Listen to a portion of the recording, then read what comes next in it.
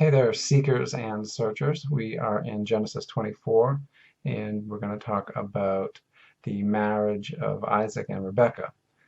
Now, one of the main things about this story, I think, is that Isaac is not to marry one of the local women, a Canaanite, and this is probably an idea that is followed through as an ideological tale, is that they don't want to marry the local people, which speaks about this antagonism between the Israelites and the Canaanites. In any case, the story is fairly straightforward.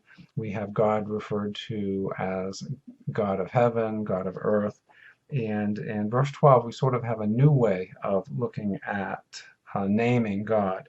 O Yahweh, God of my master Abraham. So this will be seen future in the future text as God of Abraham, Isaac, and Jacob. So God is referred to as the God of one of the patriarchs, or three of the patriarchs. Anthropologically, we can look at verse 22 and following, where there are gifts of jewelry made out of precious metals. So some things seem not to change. In the verse 34, Abraham is recommended because he's wealthy. So this seems very stereotypical, yet maybe speaks of a fundamental truth in human behavior.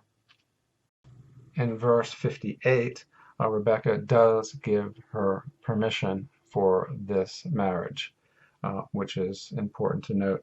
Rebecca is blessed with this idea, may your offspring gain possession of the gates of their foes, of their enemies.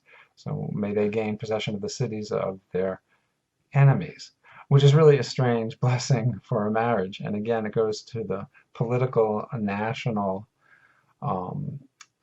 tribal, ethnic presupposition of much of the book of Genesis, where it is a political tract. And here, even when a patriarch is married, it becomes very political, even in the first, even before he's even met Rebecca, his wife. In Genesis 25, chapter 6, Abraham is said to have given gifts to the sons of his concubines. And let's look at this word concubine. In biblical Hebrew, Isha can mean wife or concubine, but there is a word in Hebrew for just concubine, pilages. I'm not sure I'm pronouncing that right. So there is this idea of a concubine as a secondary wife. So a patriarch, a man, can have more than one wife in the biblical tradition.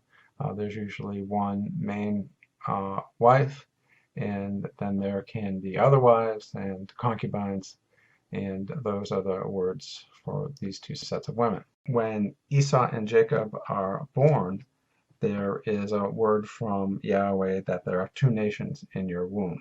So here again, the patriarchs are considered eponymous, or the name for the tribe is related to the name of the patriarch or leader who allegedly found them.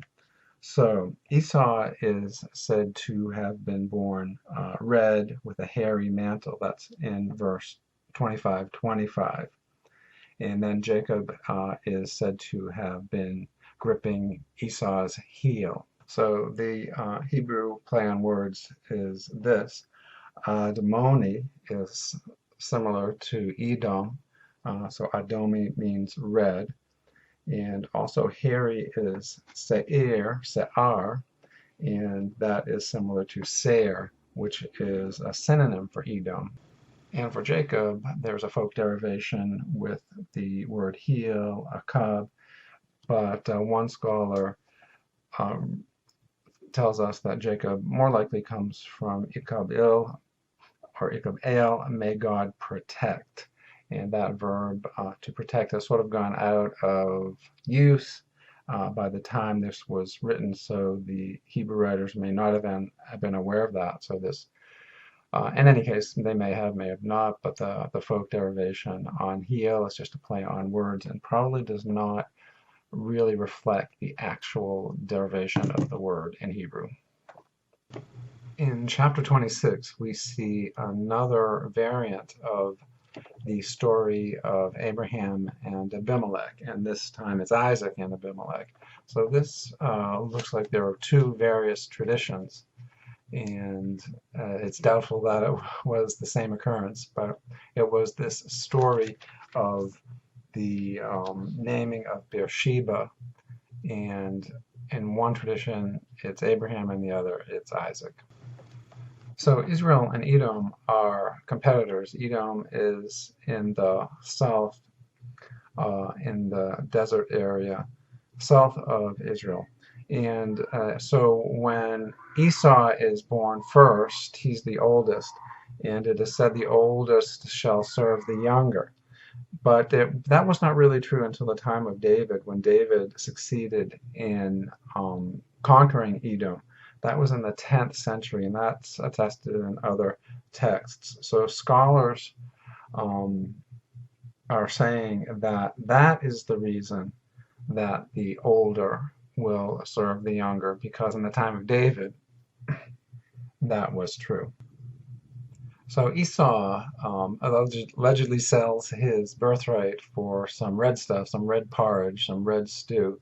Again, a play on the name, the Hebrew red, which sounds like Edom, but has really nothing to do with Edom. And then Jacob fools his father and gets that first blessing, and that's an interesting blessing. He says, the smell of my son is like the smell of a field that Yahweh has blessed. May God give you the dew of heaven and the fatness of the earth and plenty of grain and wine. So a blessing for fruitfulness. Let nations serve you and peoples bow down to you. So again, the political aspect here, that Jacob is representative of a people, of a nation. So this is not just a story of individuals. This is politics written into the personal lives of the patriarchs. In chapter 28, we have the famous story of Jacob's ladder, but the Hebrew word can also mean stairway or ramp, so not necessarily a ladder that the angels are going up and down on. And this story gives us a possible account of Bethel and what its name means, the house of God, the house of El. But it is also possible that this was a well-known Canaanite site, and the Canaanite god in Ugaritic is El. So Beit El is the house of El. So this is maybe a story about, no, this city was actually something else until Jacob came there and had his dream. So this is an alternative explanation of the name of the city of Bethel.